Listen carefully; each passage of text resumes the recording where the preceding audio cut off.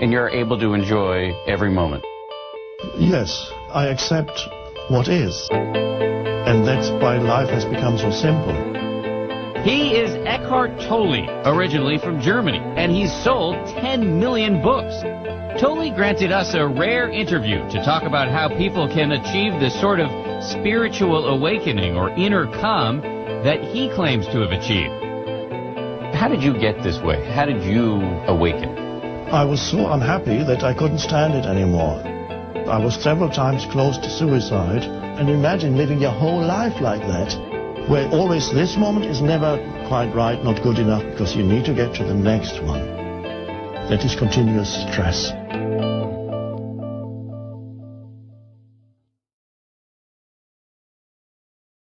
Tolle says he can teach people to tame that voice in their head and live in the present through what he calls awakening. It's a state of consciousness, not some weird belief system that we need to adopt. It's much more fundamental and much more simple. I'm not asking you to believe anything, but I'm inviting you to have an open mind and be open to the possibility that there may be a deeper level to who you are. There is another way in which you can live that does not create suffering.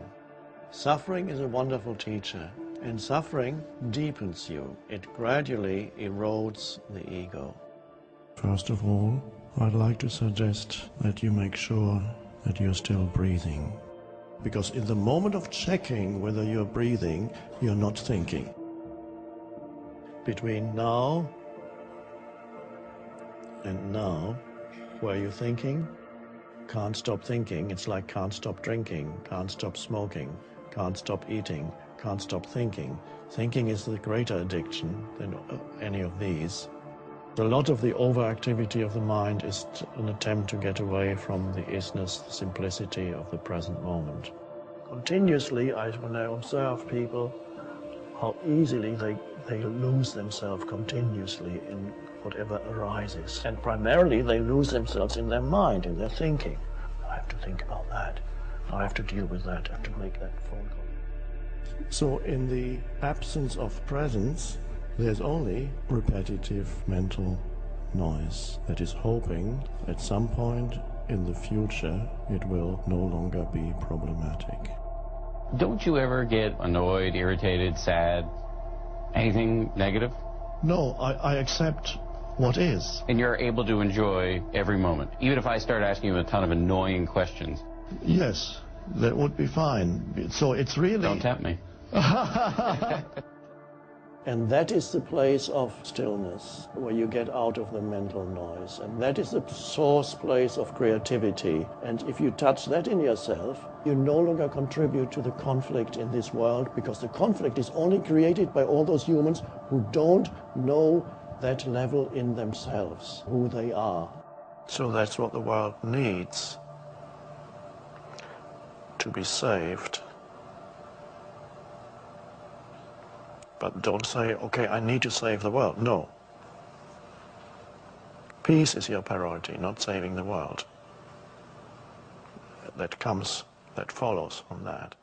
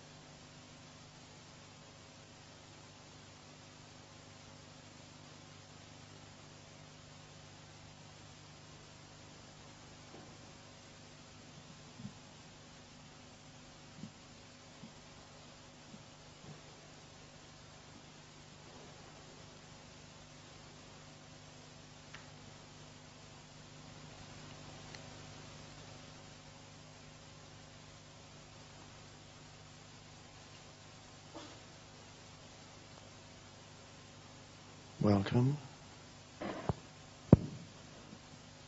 It's good to feel that nobody's waiting for anything to happen, since everybody here is an advanced practitioner of presence.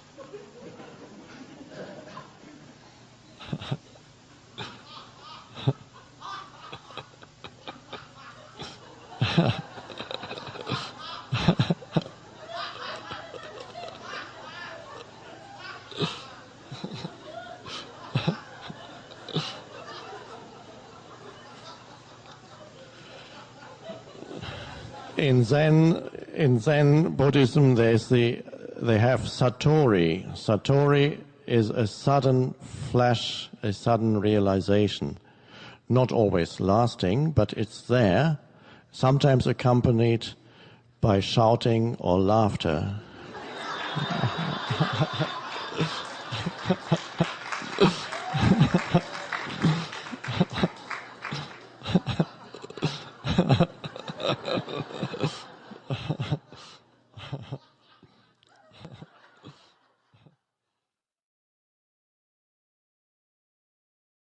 So would you kindly enlighten us as to what your journey was?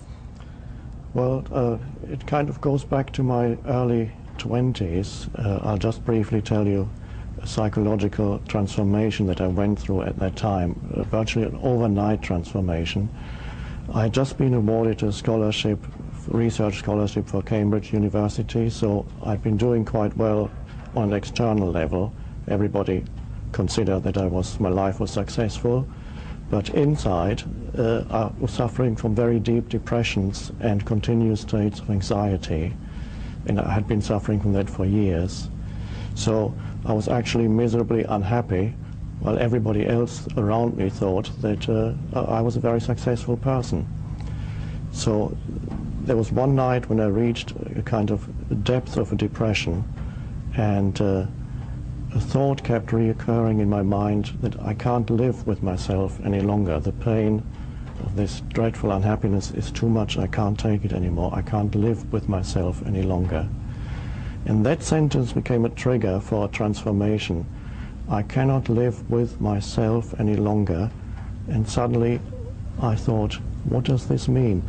Who is the I and who is the self that I cannot live with? There was a kind of separation that occurred at that moment. I separated myself, my sense of identity separated from the unhappy, depressed, and anxious person, and suddenly there was me here observing that unhappy self.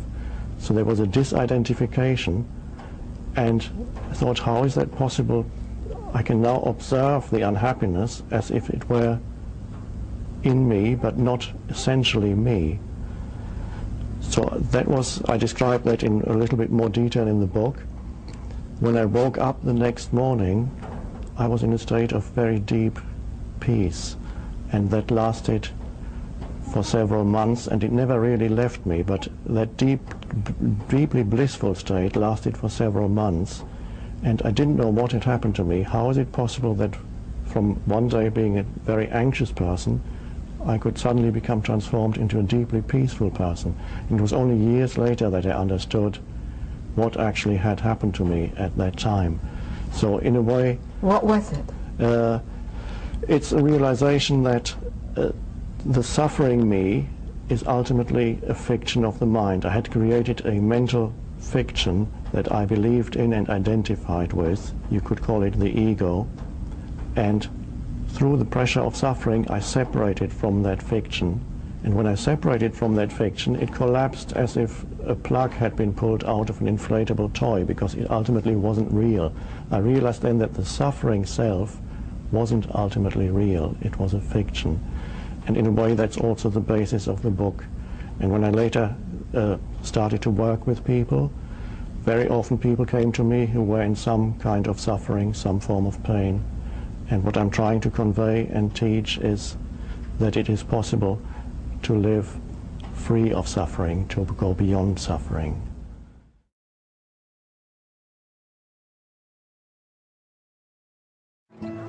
You were there on a park bench for 2 years. Yes. And you slept on the park bench? Rarely, but I did spend most of the days on park benches in parks, different parks in London. Did you eat 3 meals a day? No. 1 meal a day if I was lucky. Oh. As you sit here, is it possible for you to simply watch what's happening around you without adding any interpretation to it? To just be present with what is. Then you get a taste of what it's like to be on a park bench with nothing further needing to be added to this moment. The sounds, sights, people, the sound of the water, the light. Just allow it to be as it is. With that comes peace. You don't get continuously drawn into events and thoughts and emotions and reactions. You're the wider space in which all these things happen. You're the awareness behind it, without which none of this would be here. It would just be atoms and molecules in space. You are the awareness that enables this entire world to be. And so knowing that that is who you truly are, not through a concept, but through the actual realization of stepping back and allowing the phenomenal world to be as it is at this moment, allowing this moment to be as it is. That takes you deeper into yourself. And you may notice there's a certain peace in the background that happens. An alertness is required for this. You need to stay alert to what is, to sense perceptions and the energy behind sense perceptions, which is the consciousness. The alertness, it's there. Without the alertness, you will drift off into thinking. And then you think about the next, what's going to happen to me tomorrow. There is a place for making plans, but not right here on the park bench. This isn't the place for thinking about tomorrow, because you miss all this beauty and aliveness around you. And even you're cold. Not to even think about it as a cold. No, it just is. The sensation of it. Don't even need to call it cold. And then that's okay too. It's okay. The reactivity goes out of life. Always against something, of wanting to clutch at something. What about the search for meaning? Now, you notice that just a moment ago you were in that state of alert presence, and it never takes long for another thought to come in and ask a question, because thought cannot tolerate the state of presence. So it will always come in and say, yeah, but what about, I don't quite understand yet. Can you tell me, what does it all mean?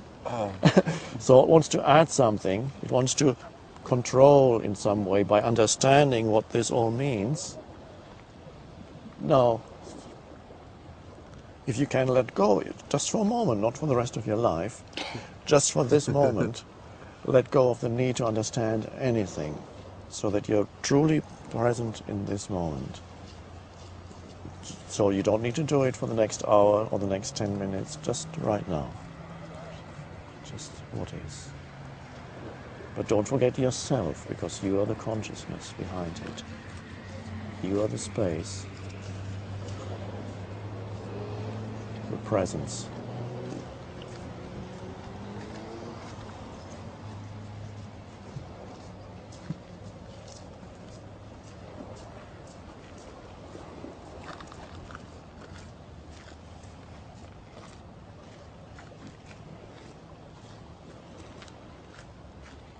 Can you feel that your body is alive? Yeah.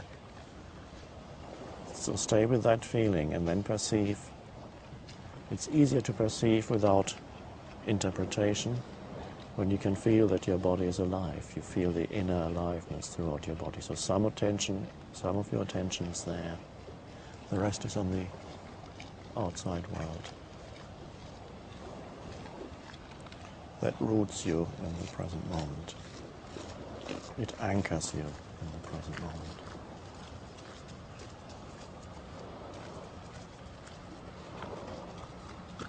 And if a thought comes into your mind, you can watch that also, just the same way as you watch a dog walking past.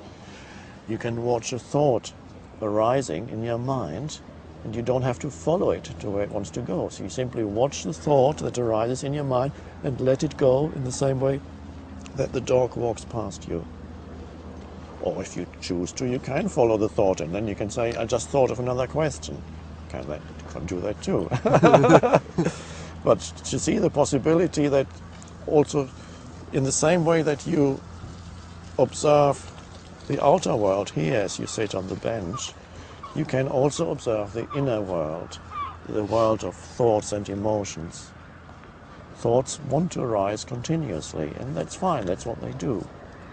But there's no need to get drawn into each thought that arises and immediately go with it to where it wants to go. Otherwise, you're always following every thought, like a dog following the scent. Does it matter which? No, it doesn't matter. You can experiment. You can experiment with thought. You can follow some thoughts, and you can watch other thoughts. You find out for yourself. You can play. You can see that you are bigger than your thoughts. You don't have to be dominated by your thoughts, because thoughts create lots of problems too, unnecessary problems, and they can obscure the aliveness of life at this moment. There are many people walking around here who are thinking about other things. They're thinking about the next moment, they're thinking about tomorrow. But this is not the place for that. There is a place for planning and thinking about tomorrow, but why spoil the beauty of this and the aliveness of this with thinking about the next moment? Is that going to be better than this one? This is it. It's not going to get that much better. This is what could be more beautiful than this.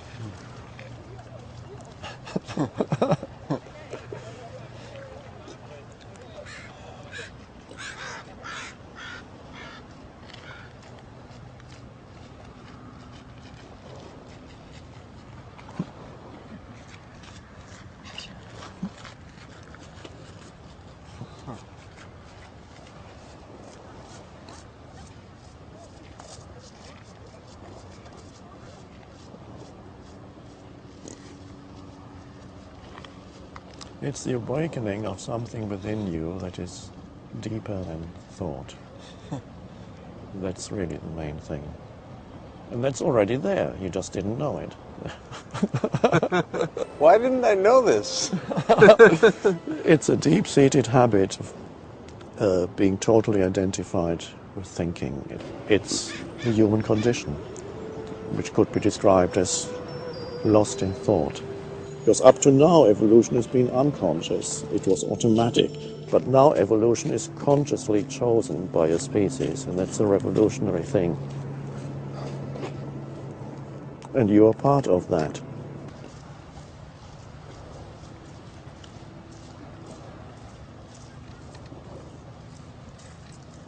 So I can still make movies, I can still have a girlfriend. Oh, yes. Even if I'm...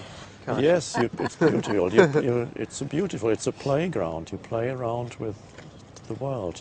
You take action. You relate, but you're not lost in it. Most humans are lost in it.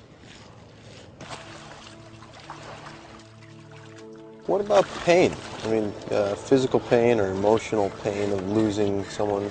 Most of the human pain is psychologically created. There's an enormous amount of psychological pain, suffering, I call that. When suffering goes, and there's a possibility for humans now to live without suffering, that is the possibility. There may still be some physical pain. It may be that you get toothaches or bodily pains from time to time. Suffering is another level that lies on top of the pain. Suffering implies a story, a little me that is unhappy, a mentally constructed entity, a little me that has an unhappy story that is its identity. And that creates an enormous amount of suffering.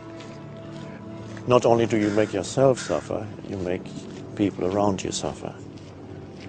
To be at one with life is to be at one with the present moment, because that's the only place where life can be found. You cannot leave the space of now. That stays with you, whatever you do and wherever you go. Your life has never been not now and will never be not now. Are you making the present moment into an enemy some way, internally, through thinking about something that's nothing to do with now? I need to figure something out.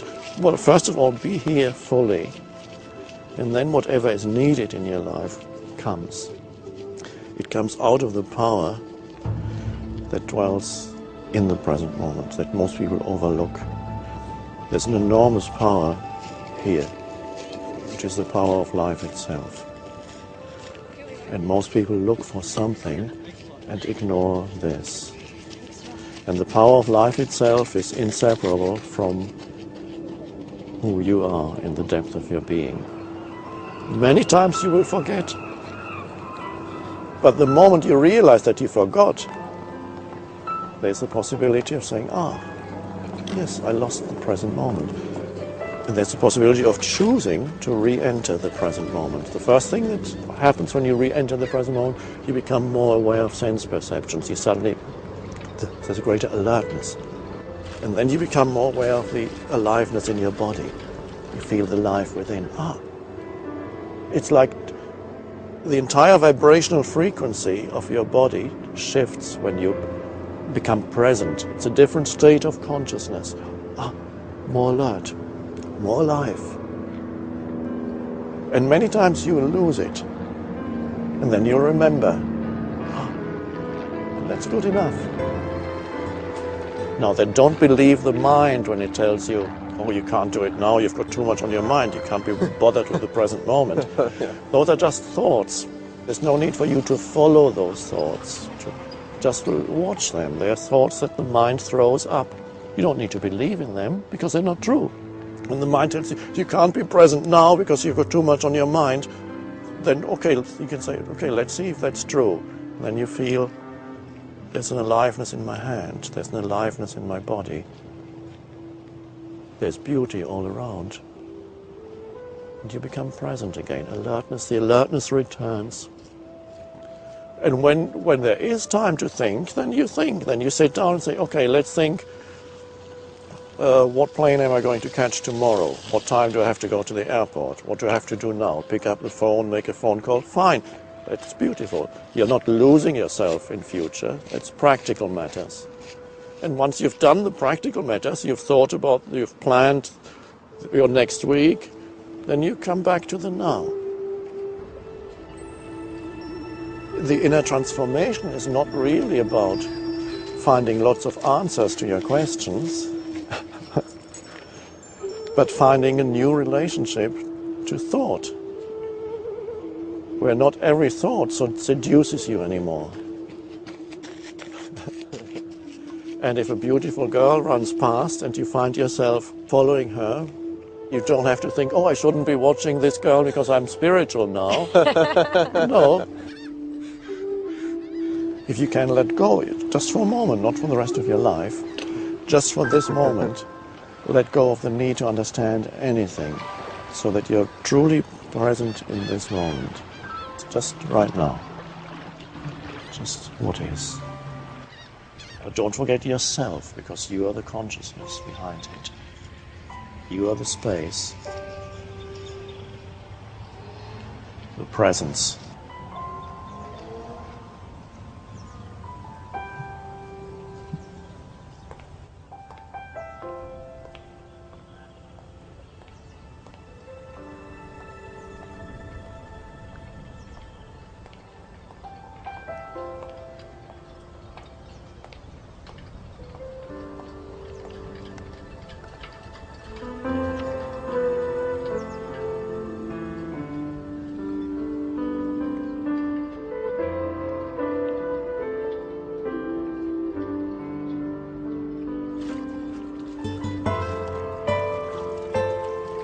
life wants to support you.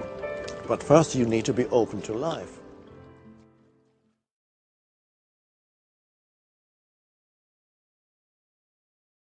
I can just suggest to you 3 or 4 entry points into that state of consciousness, and after I've done that we can carry on the conversation.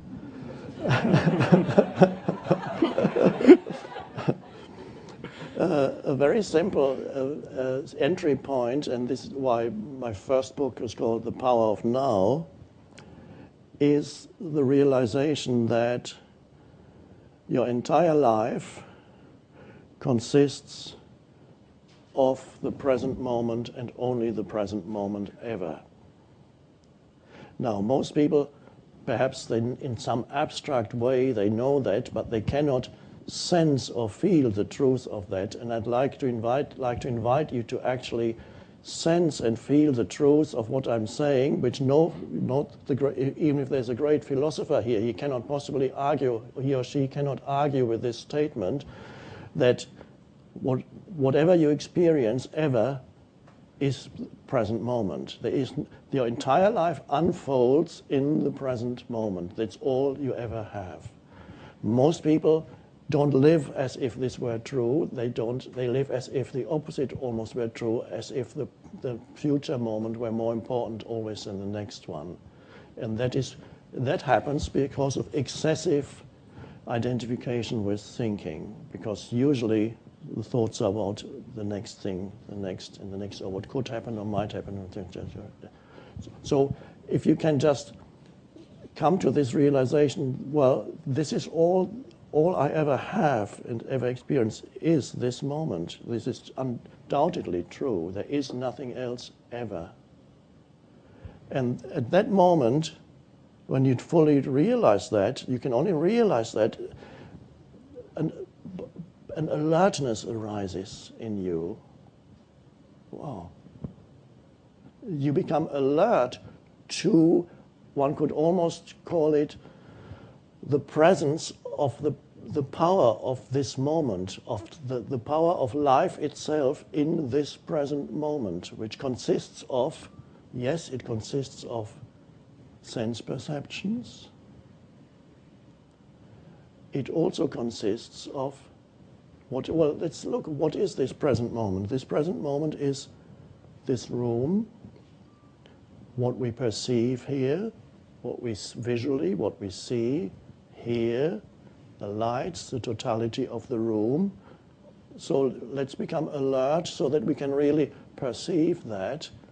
And beyond that which we perceive in this room, is there anything else about that we could call the present moment? Well, if you look deeply enough, yes, there is also the inner energy field in your body that you can actually feel, that you're alive, in your legs, your arms, your feet. That's also part of the present moment. To sense the energy field that pervades the physical body, that's also something you can feel. So there's external sense perceptions, and there's the feeling, the aliveness inside your body. And if you're totally in thinking, you can't feel that at all. You don't feel alive. You're only alive in the upper story of the house, your head. The entire house you don't inhabit then. So you begin to inhabit the entire body. This becomes part of your experience of the present moment. So sense perceptions, yes. And there is an aliveness even to artificial light. Of course, you might say, I prefer sunlight. Okay, me too. But there's a beauty and aliveness even to artificial light. And there's a beauty and aliveness that is usually overlooked, that's in the texture of this chair here, or whatever you're wearing, and certainly the flowers. And suddenly you become aware of that. And that's not all yet. We're just going into the present moment. So you have that, externals, and you suddenly appreciate the aliveness of all the things that surround you. Other people have to take acid to get there. So you don't need that. You know, with athlete people, sometimes they look at a teapot and they say, wow, oh my God. But you don't need to do that. Just be present, and then you appreciate the beauty even of a mass-produced teapot. If it's handmade and hand-painted, even nicer. But even a mass-produced teapot has a presence there. It's there, and it's an alive energy field. Every physicist will tell you it's not a dead teapot. It's molecules and atoms in continuous movement. Everything is vitally alive, and you miss that if you're totally trapped in the mental noise all the time, taking in information. Present moment, sense perceptions, so the inner energy field of the body, and then what else is there to the present moment? Okay, then you have to become really alert, and the next thing that you notice about the present moment is really at the deeper level of the present moment. It's not something that arises in your consciousness, as does the table and this room and even the inner energy field of the body. These are all things, objects that arise in your consciousness. But if you go deeper even into the present moment, what you encounter is the most incredible secret of human life, which is you encounter the fact that at the bottom of it all, you are conscious. There is the presence that you are, without which you couldn't perceive anything. You couldn't perceive this room, and you couldn't feel the body, without that consciousness that you essentially are, which Jesus, by the way, called the light of the world. He said to his disciples, "You are the light of the world." And these disciples were not special people, they were fishermen. So certainly he wasn't telling them that they are VIPs. They were the opposite of VIPs. And yet he said, "You are the light of the world." He also said it about himself, but he also said it about others. And so you suddenly discover that essentially, at the most essential level, the essence of who you are is consciousness. But consciousness isn't something you can say, there it is. Because consciousness cannot become an object to itself. It's the eternal subject. The I am that I am of the Old Testament, where when God is asked for his or her name, God says, "I am that I am." That is the essential identity of all beings. So when we talk about the present moment, we talk about different levels of the present moment, from sense perceptions to the feeling of aliveness in the inner body, to the realization that ultimately what we call the present moment and the light of consciousness are one and the same, because that's the thing that always remains. And that consciousness, you can sense it as yourself right now, the presence that you are, even beyond the physical presence. And that is the alertness, that is the realization that is sometimes called awakening. And that is the place also of stillness, where you get out of the mental noise. And that is the source place of creativity. That is intelligence that is non-conceptual. It's primordial intelligence.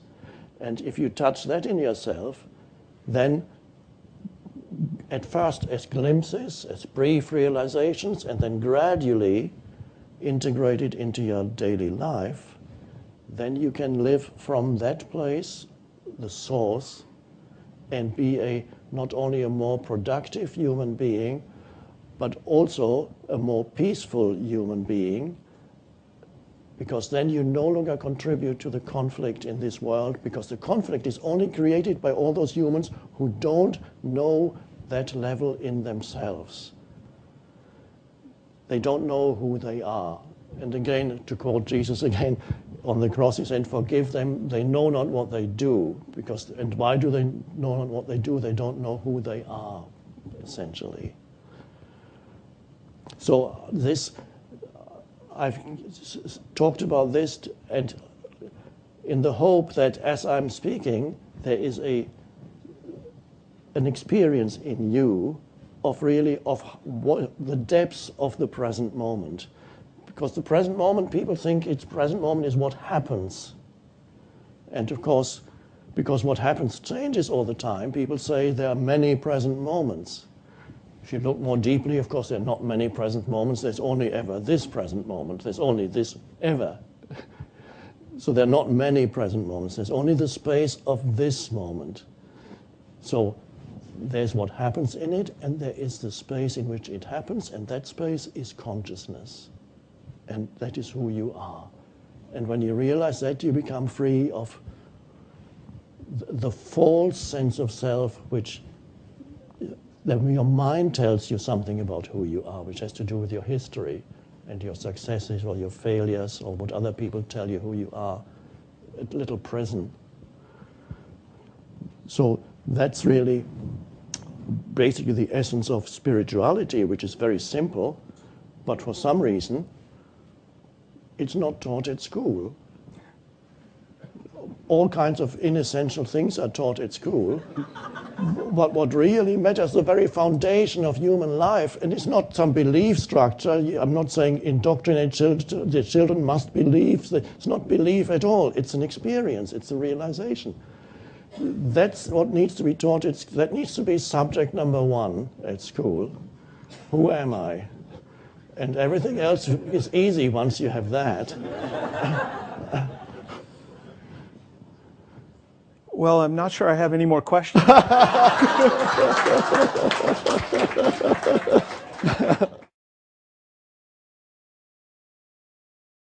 You know, there was a great analogy you made getting to what you were earlier talking about, which is you can't let yourself out of prison unless you actually know you're in prison. Yes. And I think that's yes. really the key. Yes. So if your environment, it completely surrounds you and you're always there, you don't even have a recognition that you're not there. It's interesting because for myself, and Eckhart and I were talking earlier about, and he was just talking about this event where he woke up. But if you think about what happens to a number of people who have engaged either in chronic negative thought, often manifested by negative behavior, they get so down. And this is like an addict, right? They finally get to very bottom, and it's either they're going to die, or there has to be this transformation, or there has to be this transformation, or there has to be this transformation. And this is when you see these sudden, I think, breaks that can give you insight, or unfortunately sometimes can lead to death. But I think we talk about these techniques to learn these things, to how to separate, if you will, that ego or that negative talk, and one is certainly mindfulness.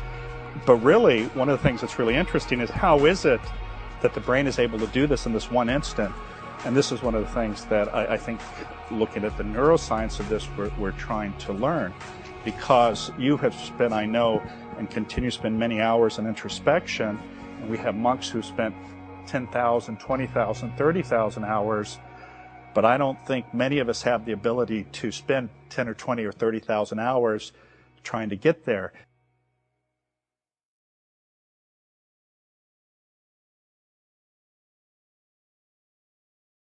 This is illustrated in the story of a wise man who won an expensive car in a lottery.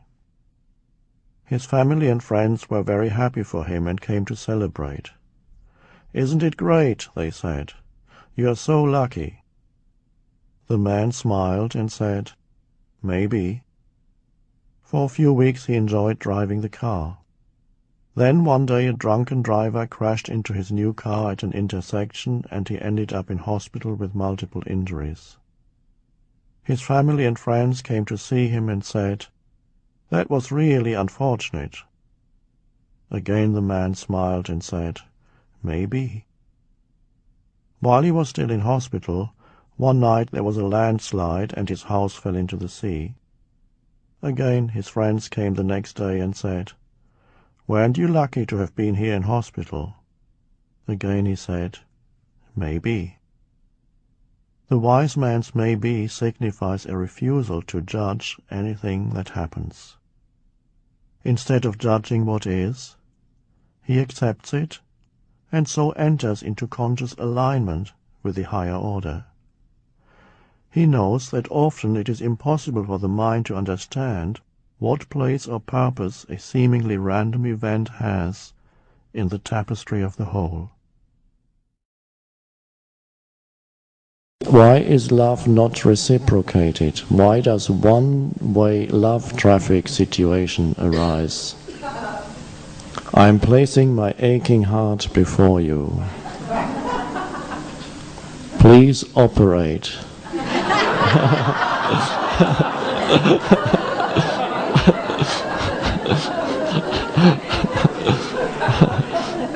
Thank you, thank you.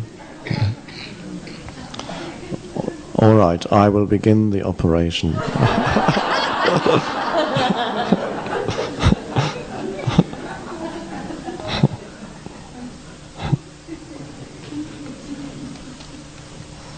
Now, one form loves and the other form doesn't reciprocate. Why is that? And the pain that comes with that, great pain for many people, is enormous pain.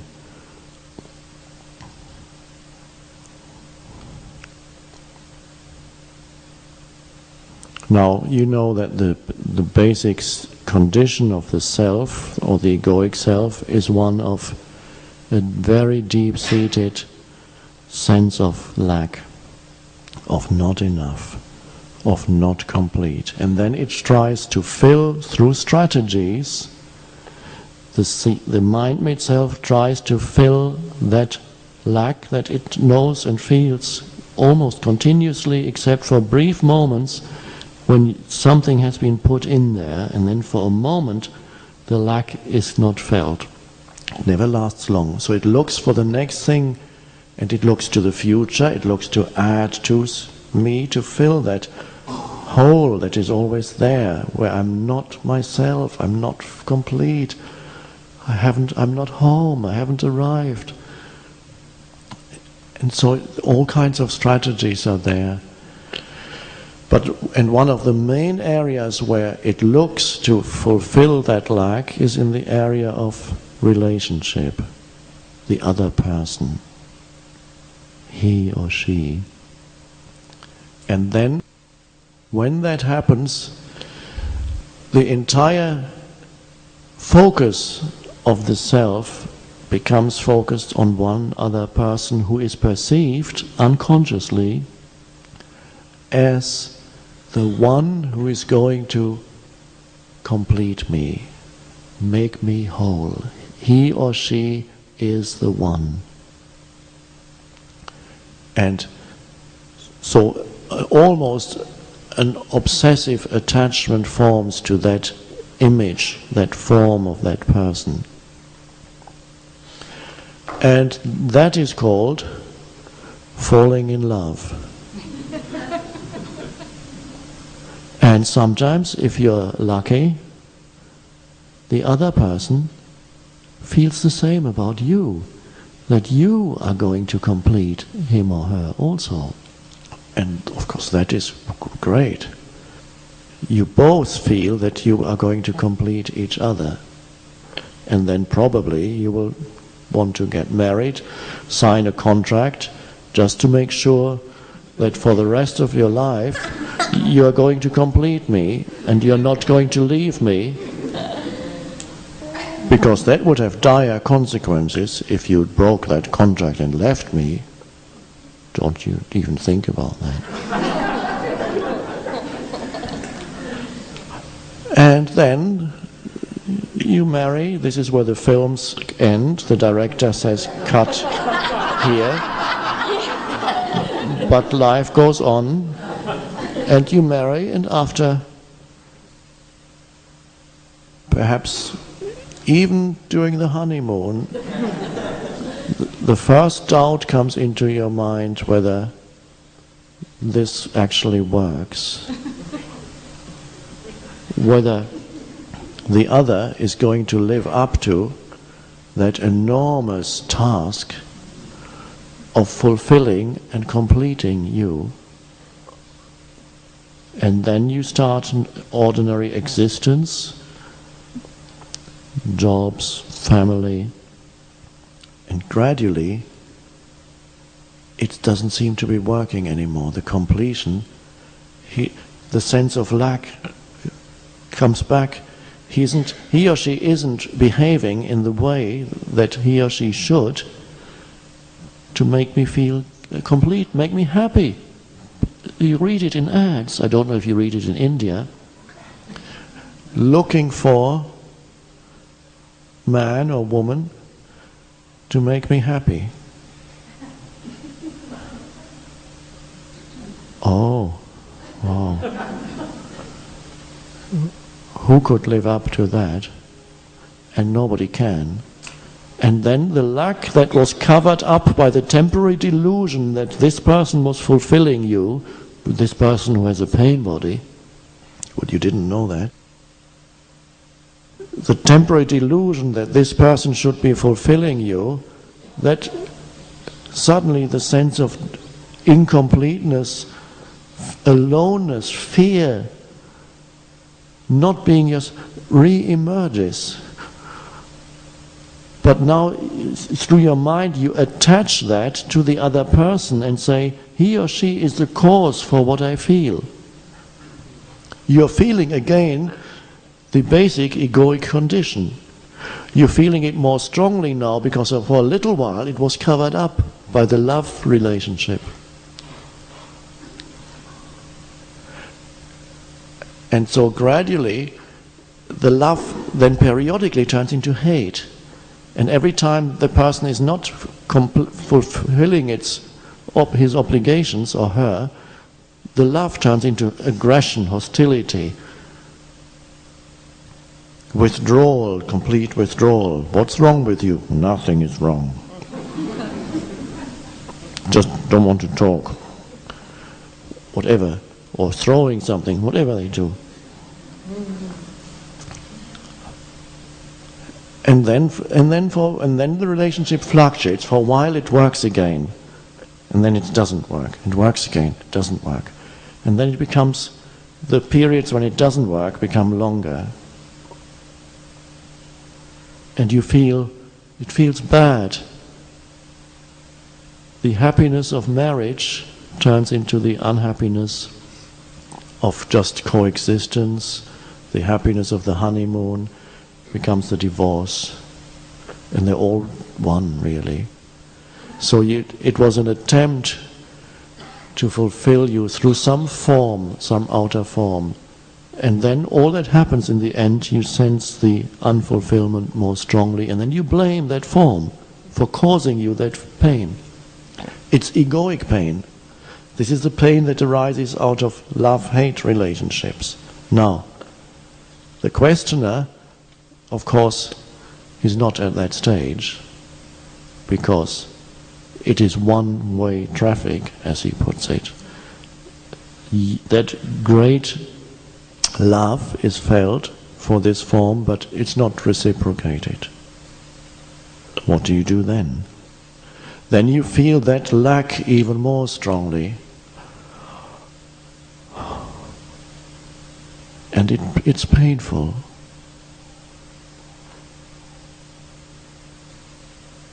And there's a tendency for the mind to weave all kinds of fantasies around it, all kinds of stories. And the self gets in there and becomes a very painful self-image of me. And it can then, if it goes on, it can happen that that attraction turns into hate. Can happen. I'm not saying it will happen in your case. And then you see it never was love in the first place. So what is called love is that deep-seated need of the ego. It focuses on one form.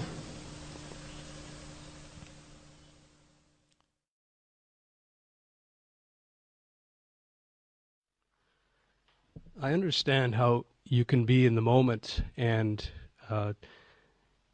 when it's a calm, peaceful moment, it's much easier to enter into a state of stillness. For somebody who's in a state of severe or prolonged psychic or physical pain, what is the process by which they learn to find some kind of stillness within that when it's so all-consuming? What they desire is for it to pass more than anything else. Yes, thank you.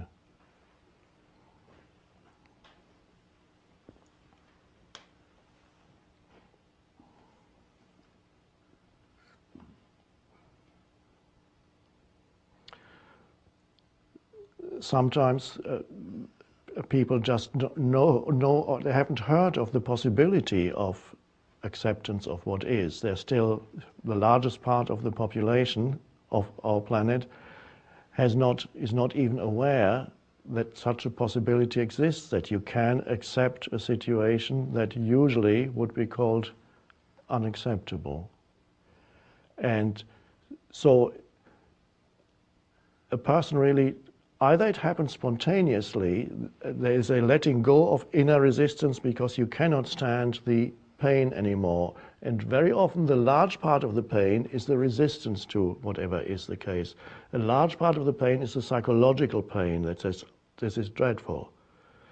The last few years of my mother, for example, she was, occasionally I was able to bring her into stillness, but very quickly she was drawn out again by her mind. And 90% of her suffering, which was intense, the last 2 or 3 years of her life, 90% of her suffering was psychological. Yes, her body was no longer working normally. She found it increasingly difficult to walk.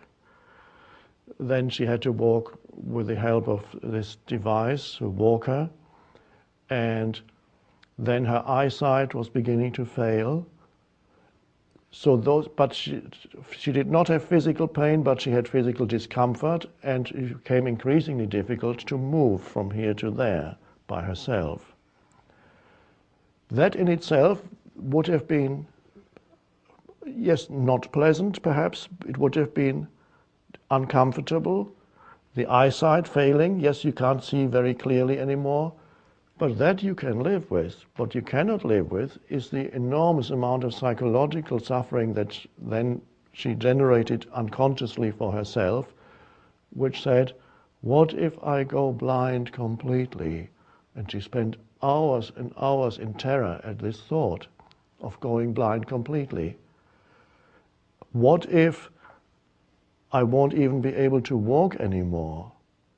And so she spent many more hours thinking, what if I'm going to spend my last few years in bed and I can't go to the bathroom by myself anymore? What if that happens to me? Because that seems to be the way I'm going.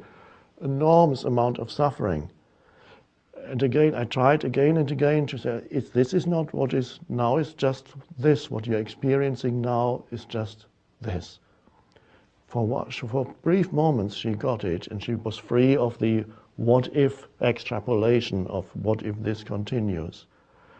A further area of suffering was, since she had always been identified with her external appearance, what are people going to think of me? Now they see me walking with this walker.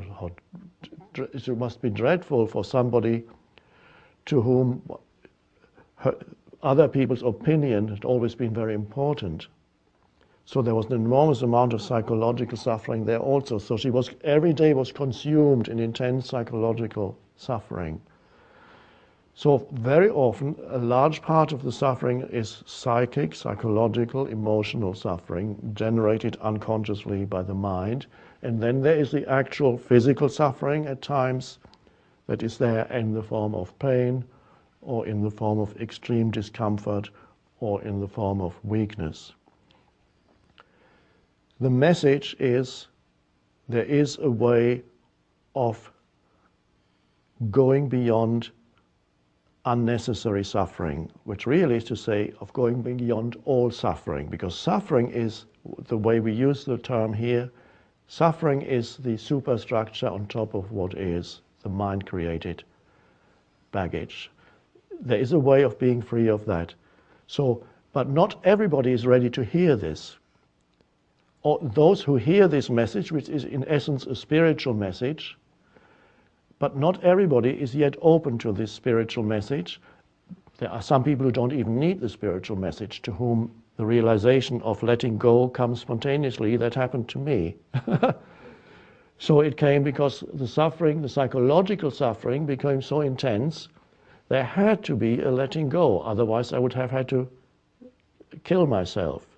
There had to be a letting go, and the intelligence, the greater intelligence within, on some level, must have realized that, well, it did that night. It realized that I was doing it unconsciously. I can't live with myself, and who is the self that I can't live with? It's the unhappy superstructure that has been created. So to some people it happens by itself. So you sometimes see people in poor countries, people who certainly wouldn't have never attended a workshop, who would never have bought a spiritual book, and perhaps never come into contact with any spiritual teaching, perhaps beyond the traditional religion of their country, which in most cases is just a formal thing. And yet, sometimes you see people, and there may even occasionally a beggar, you see, who has gone through no suffering anymore. You can see a light shining through their eyes.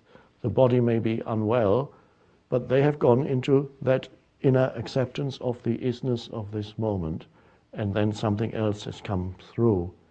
Not everybody is ready. Whoever is ready for it, it will happen for them. They will, whether it comes spontaneously or with the help of some so-called spiritual teaching, doesn't really matter.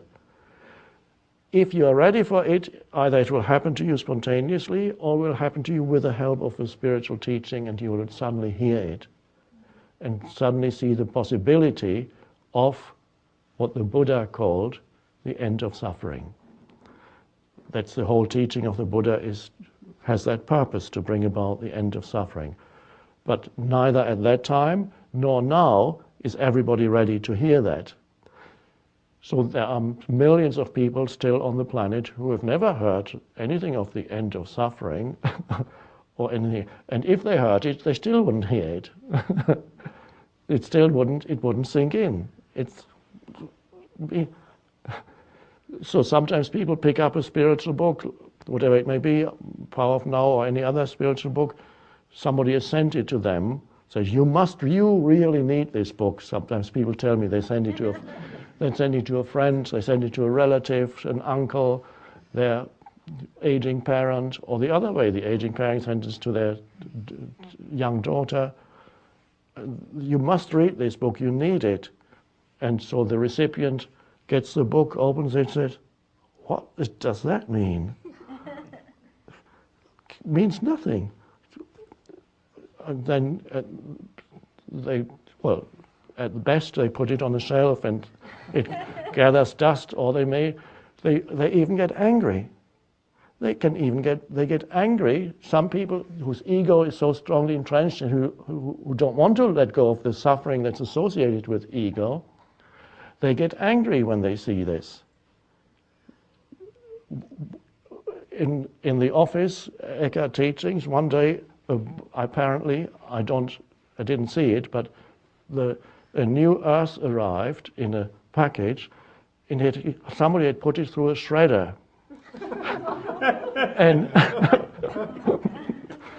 and returned it to the office. So this person was not ready.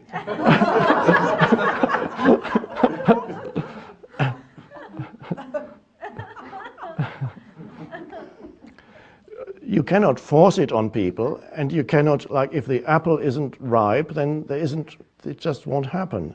So there needs to be some degree of readiness, and then either it happens spontaneously or it happens with the help of a teaching, and then it happens.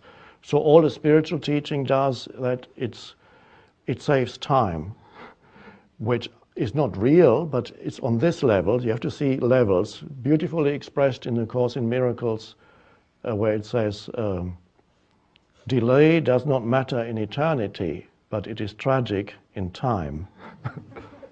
Different levels. So it saves time and suffering. That's what spiritual teaching does, because in the absence of a spiritual teaching, you still have your suffering. That's the teaching and the teacher. Everybody has that. That's the main teaching and the main teacher. Even if you never come into contact with any spiritual teaching, then your spiritual teacher is your suffering. And then eventually it'll wake you up. Eventually. It could take time. Of course, the awakening itself does not take time. You can only wake up now. One more quote from A Course in Miracles. I haven't quoted that in a long time. It has taken time to misguide you so completely, but it takes no time at all to be who you are.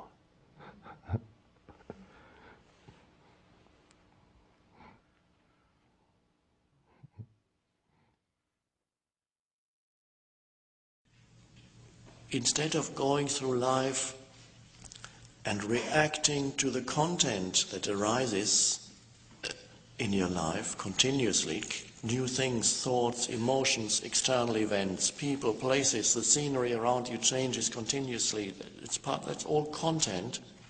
Instead of reacting to content, the content is allowed to be,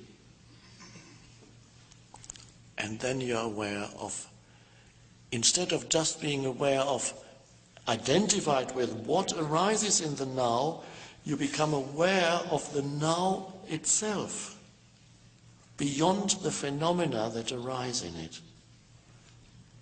That is the miracle of transformation of consciousness. What does that mean? You become aware of the now itself. You become aware of an undercurrent of stillness in which everything happens. You sense it. Not only that, even that's not quite correct. You realize that you are it. And then it's so easy once you realize you are that deep undercurrent of stillness. The world is no longer problematic. That moment you know yourself to be that. Whatever content there is in your life, including the story in your head of me, is no longer problematic. It's simply the story of me. But you don't get your identity from it anymore. What's left are simply your photo albums, either physical photo albums or the photo albums in the head. Those things that happened to me, okay. Or video thing. These days people record things on video film. So you may have a collection there of 2 years ago, 5 years ago, 10 years ago. That was me with my first wife, that's me with my second wife. And there's the third wife. You're not saying, no, that is all illusion. Of course there's your first, second and third wife or husband. But it's simply, okay, you're no longer in a reactive relationship to those events that took place in the past and are now remembered now, in the field of now. Where else can they be remembered?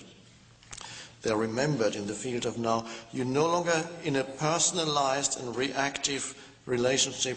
You're not seeking yourself in your reaction to your 3 ex-wives or ex-husbands. Just one example.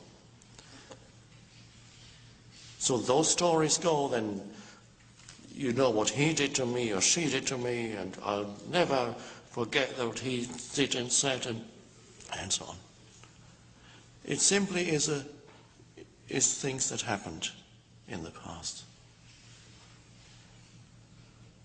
Not me, There's no identity in it. You don't need it anymore for an identity. And the future is fine too. Of course you need future for many things. Nobody denies that. But you don't look for yourself anymore in it.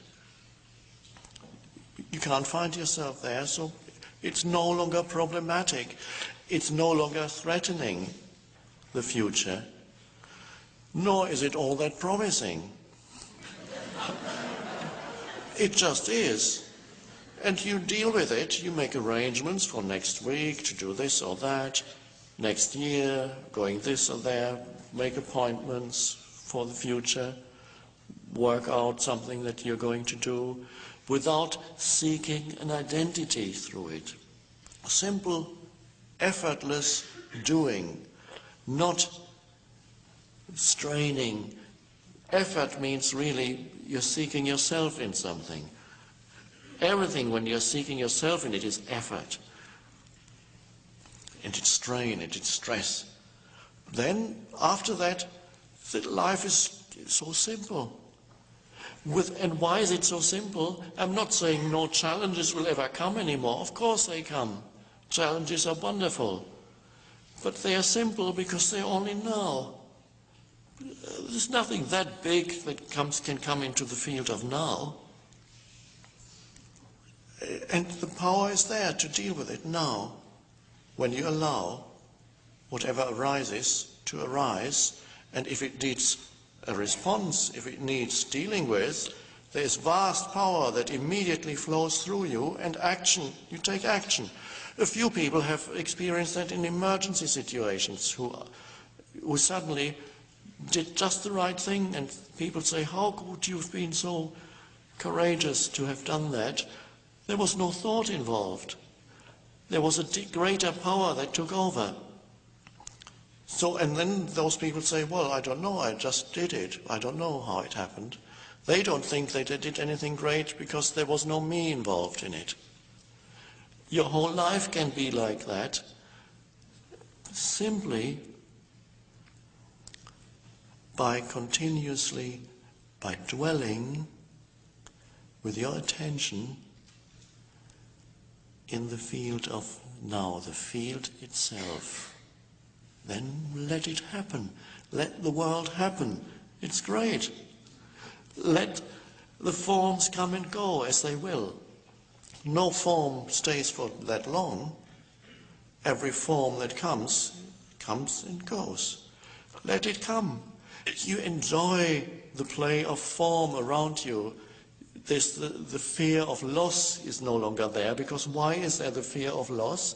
Because there is an identification with some content, and there's the fear that if I lose that, I lose part of who I am. That's the fear of loss, whether it's fear of material loss, any kind of loss. That goes, so it's the end of fear. And you can see what a miraculous transformation that is when humans no longer live dominated by fear. My God. You can actually live in a state of joy and aliveness continuously, no matter what arises. Because what arises isn't that important. It's a form. It's short-lived. It's a play of phenomenal existence. The universe playing with form. Consciousness playing with form. Let it play with form. You yourself become a participant in the play of form. You can create without self-seeking. And then you create beautifully. But when you create and there's self-seeking in it, there's a negative energy field in that. I need, I want, I must have. Without that, I'm nobody. Oh, I mustn't lose that. And then there's competition. I need to fight him and her because he might get there before I do. And all the things that create our civilization goes. And the power of consciousness itself flows through you. It loves to create, so it'll create through you who knows what. You don't need to know it now. Let it flow. And then all there is left really in your life is the simplicity of this moment. And it's always quite simple. When you are no longer seeking yourself in past and future, then you can honor this moment and honoring, embrace the now, because it is life. It's an expression of life. You embrace what is. Yes. Through that embrace, you know the spaciousness that is around the form that is there.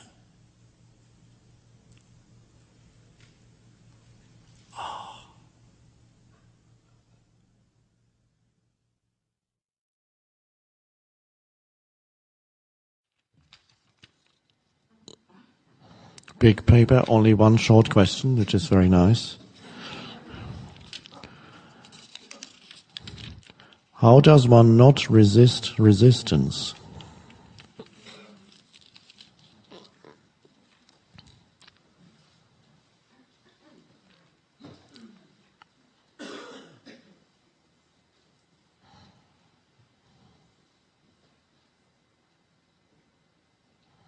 Well, that sounds almost paradoxical. All that it means is that you notice that at this moment you're resisting what is. Noticing it means bringing awareness to the resistance. Awareness implies you're allowing what is to be, even the resistance, because you notice it maybe even as a physical contraction in the body, as an emotional field, and perhaps as thoughts going through your head. You're aware of these, right, suddenly. Oh, I'm resisting this moment. Oh. So you feel it. And so at this moment, this is what is. The mind may want to come in and say, you have failed. You see, you can't do it. It's no use anyway. You might as well give up, become normal again. And resist like everybody else.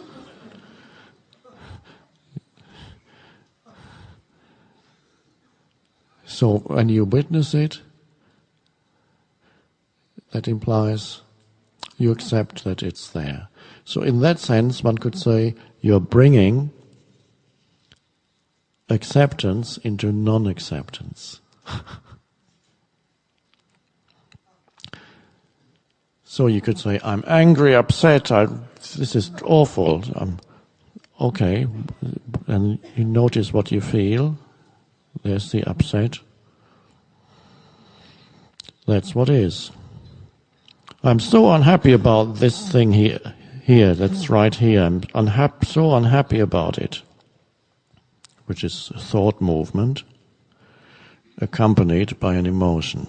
I'm really unhappy, and a little story, because even to say I'm unhappy is the beginning of a little story. I'm so really unhappy about this. Okay. And suddenly you take one step back, and then you watch the mind saying, this is dreadful, I'm unhappy about this, I really feel unhappy with this. Okay, that's what is. You feel unhappy.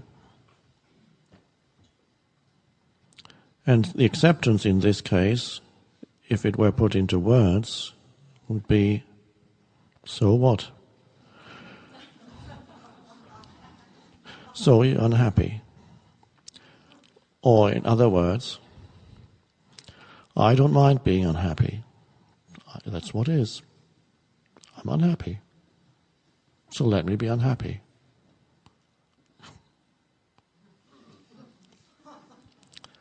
you may be surprised to find that when you don't mind being unhappy, unhappiness cannot last very much longer.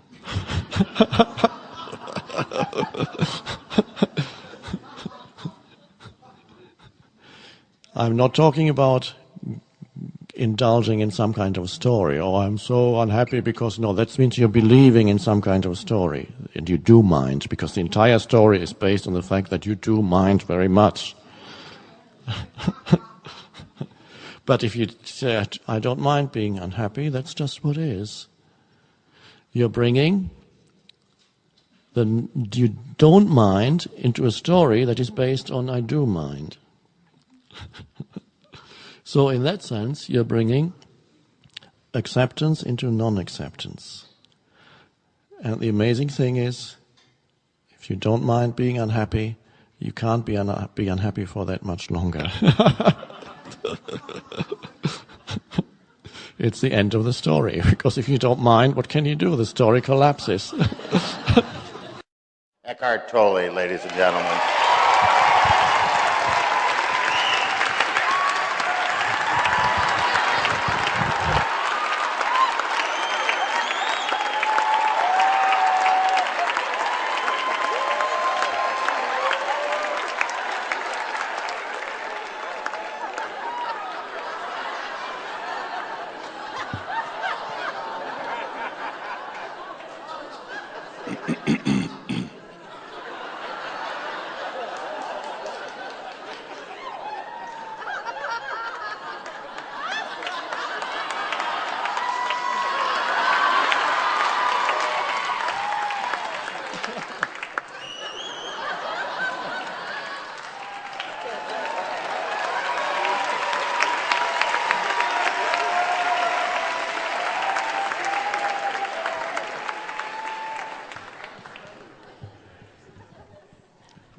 Jim has been teaching me facial expressions.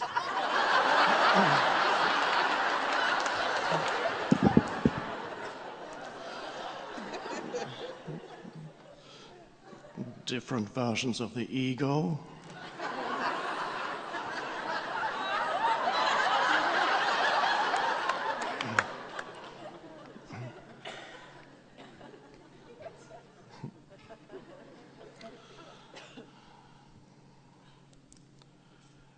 Well, thanks to our preceding inspired and inspiring speakers, you're still awake. I've given many talks in the now, but never in the 1 o'clock morning now.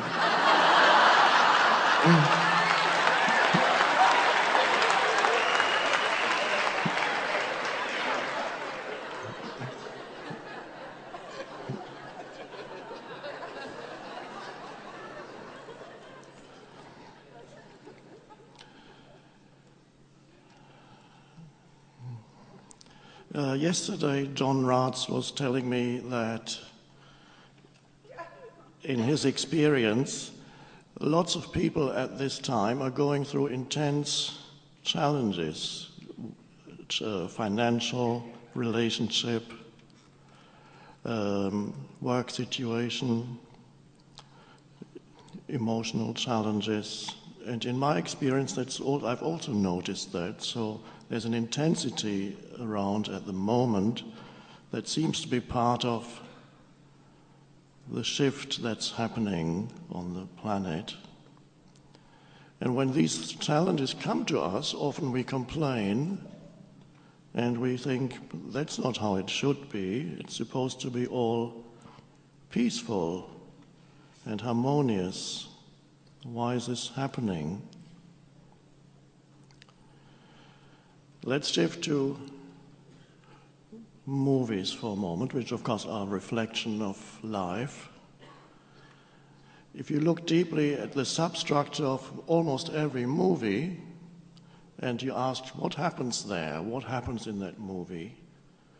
You would have to say, well, there are these people, there's this man, this woman, whatever, and then you would always have to say, and then something goes wrong. And if you look almost any movie, that's the very lifeblood of the movie, is something happens that's unexpected and is a challenge. Something goes wrong. Otherwise, you wouldn't want to see the movie. You don't go see, nothing goes wrong in the movie. Well, how can that be? You would have to imagine watching 3 hours of a transatlantic crossing where all the people in first, second, and third class are all quite happy enjoying this crossing.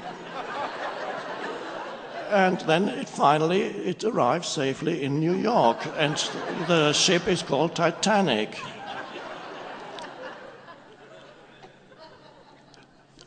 So when we see it, we actually enjoy the challenges that the characters are faced with, and what the characters do with the challenges determines whether it's a bad movie or a good movie. And a good movie is a transformational movie that does something as you watch, something in you changes. So the vital thing is then, how do the characters respond to that which goes wrong in the movie? And in bad movies, there's a simple change on the external level.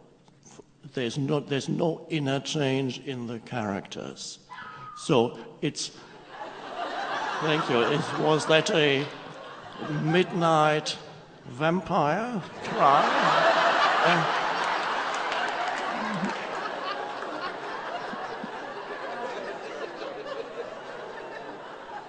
That's okay. They also need to listen to this.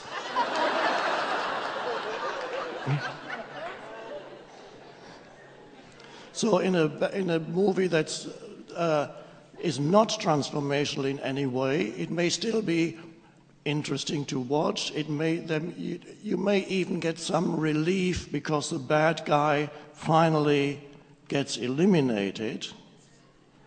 But it operates only on that level of karmic retribution.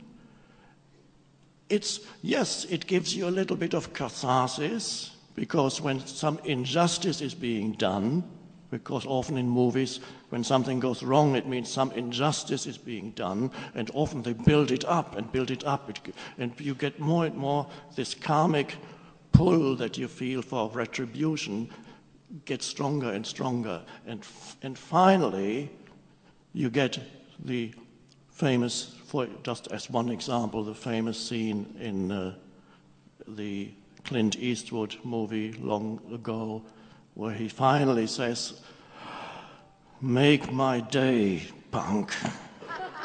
And that precedes the final resolution of the movie, in which he shoots the bad guy, and it gives you some catharsis, and perhaps in some way some of your negative emotions that you carry with you perhaps temporarily also become liberated as you finally feel, justice has been done.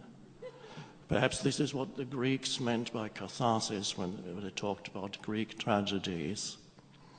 But then you see the shift. Let's mention Clint Eastwood again. It perhaps reflects also a shift in his own evolution and development. Many years later, he made a film called Gran Torino, a somewhat silly title, but a great movie. And in that movie, I won't tell you what it is if you haven't seen it yet, I recommend it.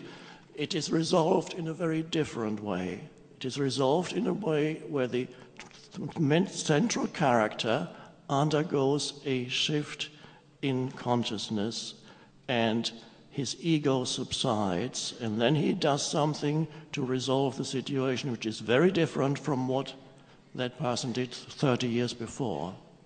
Dirty Harry, I think it was called. So this is, then how the characters deal with that which goes wrong determines whether it's a bad or good movie, and how you deal with the challenges that arrive in your life also determines whether your life can be compared to a transformational movie or bad movie. And for many people, they still experience their lives as really a bad movie.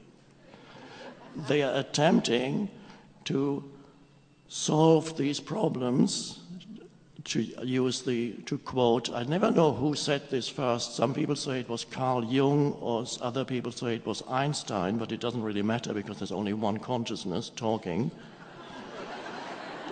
So a problem cannot be solved on the same level of consciousness that created the problem. And so that really is the determining factor when you are faced with the challenges of life.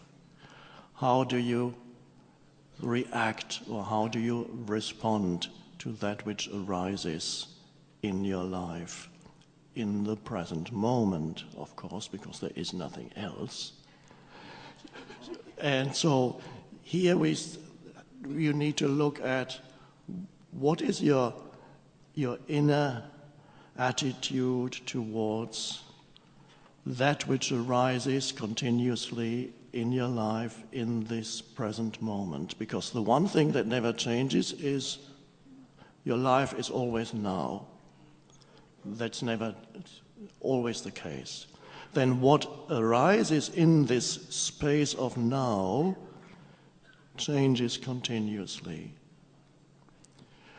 The question is, can you, and let's just get to the central core point before it gets too late, not only tonight, but also too late on the planet. We need that shift in consciousness to happen. It is happening, that's why we are all here. Are you able to be that underlying space of consciousness from where you can allow whatever arises in that space of now to be as it is, and from that fundamental acceptance take action. So instead of having a hostile, confrontational relationship with life, which many people still have on this planet, basically they are against what happens most of the time and complain about it and would rather be somewhere else. They put even stickers on their car, I'd rather be fishing. I'd rather be golfing. But if they are fishing and golfing, they'd rather be somewhere else. It's the human mind. I visited Ram Dass in Maui a few months ago, and his car was parked outside his house, and he had the sticker on his car, the bumper sticker on his car, which said, "I'd rather be here now."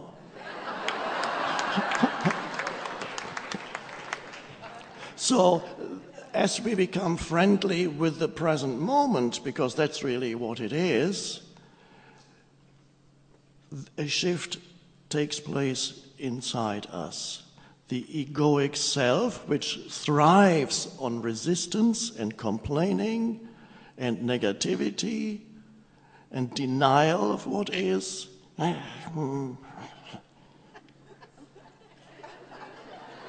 I hope Jim is watching me.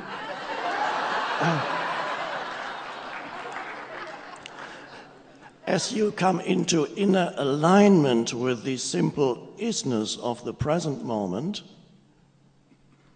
a shift happens inside you. And really that is the key of the transformation of consciousness, is to realize quite simply, the present moment is all there is, it's all I ever have, my entire life consists of the present moment, therefore what is my attitude towards the present moment? Am I making the present moment into an enemy or a friend? Usually you can't think of purpose without bringing up the idea of future, because it seems to imply that purpose is there and I'm here. The purpose is where you want to get to. And whether or not you get there determines whether there's success or failure. So, what I'm suggesting is for you to realize that there is another kind of purpose which is primary purpose. Secondary purpose involves time, and we will get to that a little later.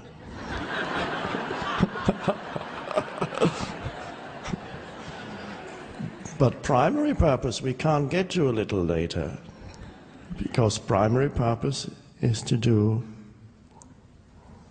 with realizing what the purpose is for your life is without time.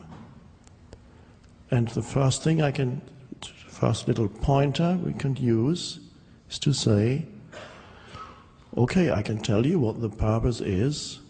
The primary purpose is to sit here in that chair. And my primary purpose is to be sitting here and talking. Your primary purpose is to sit there and listen, but the listening and the talking isn't that much different, because I can say that I'm listening to the words that come out of this mouth, so it's the same thing basically. Your primary purpose is to sit here, to be sitting here. The universe has conspired to put you here. The totality of all the molecules and atoms that are floating around the universe, some of them temporarily gathering together and manifesting what looks like a person.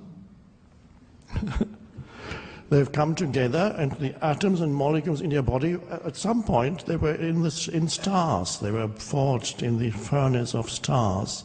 And in this weird way, it's all coming together, and the totality of life has suddenly put you here. Everything is connected to everything else.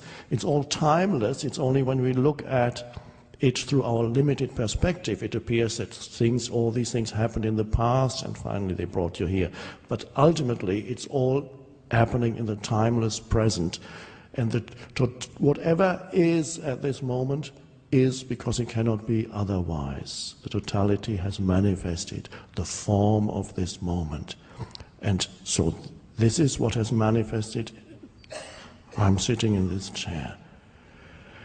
And my purpose is that. This is my primary purpose. Now, the mind says that sentence doesn't actually make sense, because you're already here, so how can it be your purpose?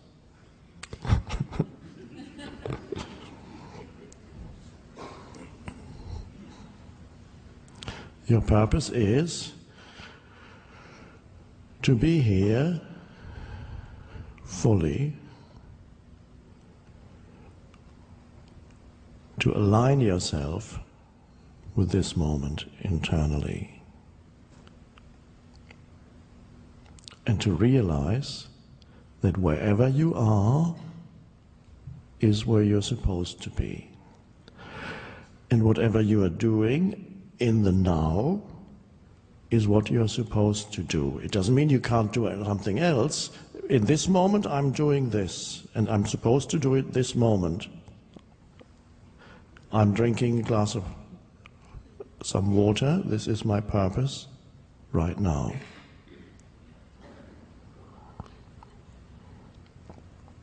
Now my purpose is to put the glass back on the table. In what way is that different? If I know that this is my purpose, in what way is that different from the normal way of doing it? Thinking about something else while I do it. The normal way of drinking a glass of water is you want to get there already. While you pick up the glass, you already want it to be here. And while you're sipping the water, you want the water to be already in your stomach. And while it's traveling back towards the table, you already want it to be there, even while it's still here. And this is only a tiny example of how people spend their whole life. not really wanting to be with what they're doing, because every doing is a means to an end. And so they are not fulfilling their primary purpose at all. They are missing the whole thing. If every action you take, or almost every action, or 95%, 99%, whatever it is, even 90%, whatever you are doing is really a means to an end. And where's the end? In the future. And where is the future? It's a thought in your head. So that is the fate of humans, which is the fate of humanity right now, although some are beginning to step out of it, to live in such a way that is extremely frustrating and gives rise to continuous discontent, stress, anxiety, fear, and all kinds of things, because you are not fulfilling your primary purpose, which is to be aligned with the now, the only thing there ever is. Internally aligned with the now, instead of reducing whatever you are doing in the now, or wherever you are in the now, never being fully where you are, because your thoughts are taking you somewhere else.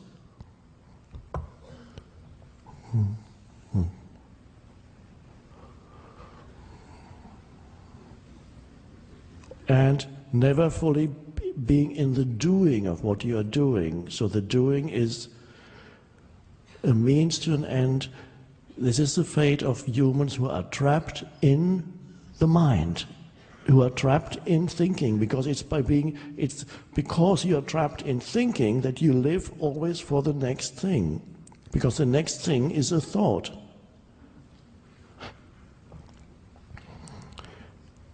So your purpose is to live aligned with what is, so that nothing that you do is a means to an end, but is an end in itself. That's the primary purpose.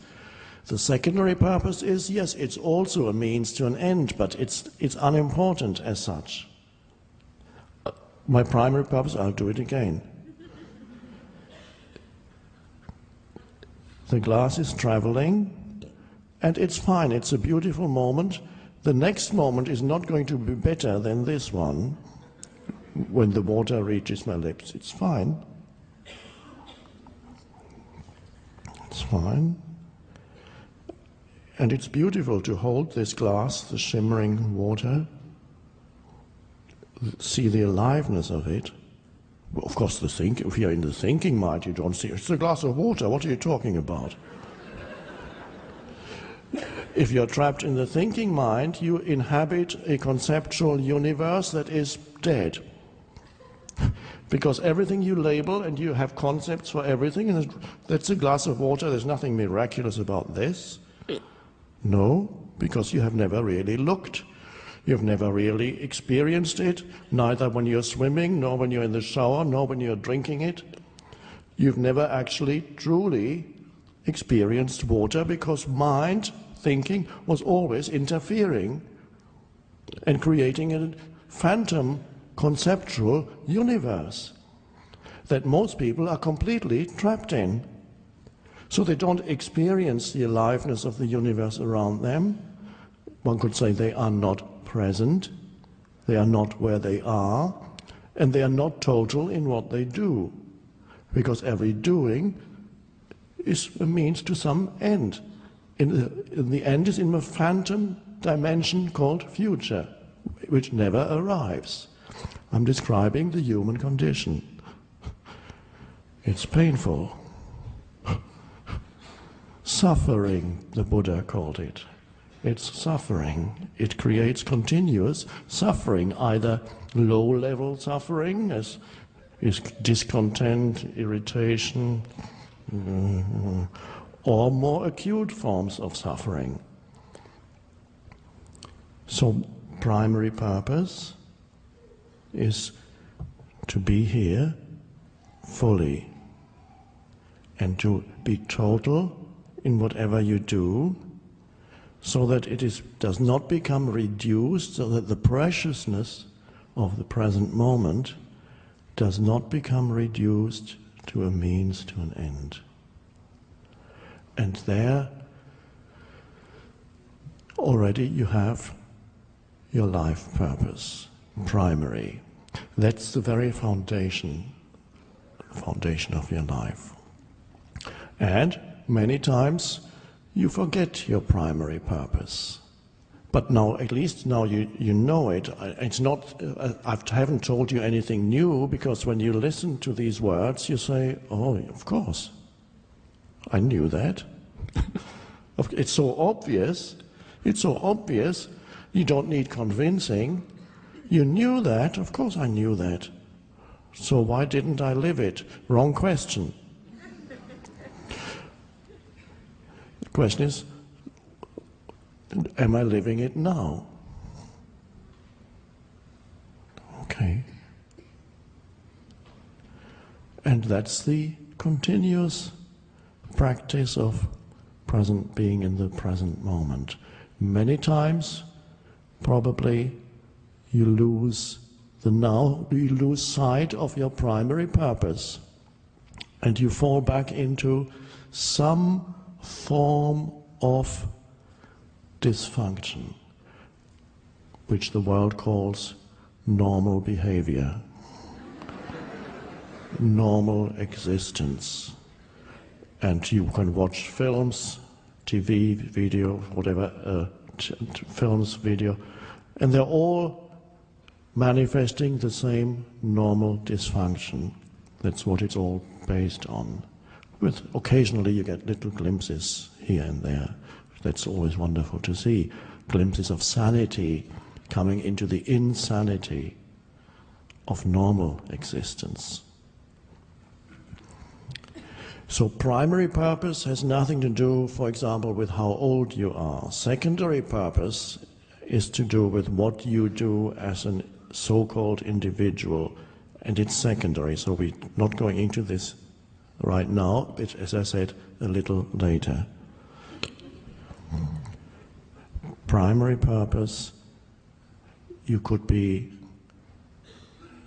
95 years old, you could have only one more day to live, 1 more hour to live. Primary purpose would still apply. Even if you have 1 minute to live or a few seconds to live, you can totally fulfill your primary purpose.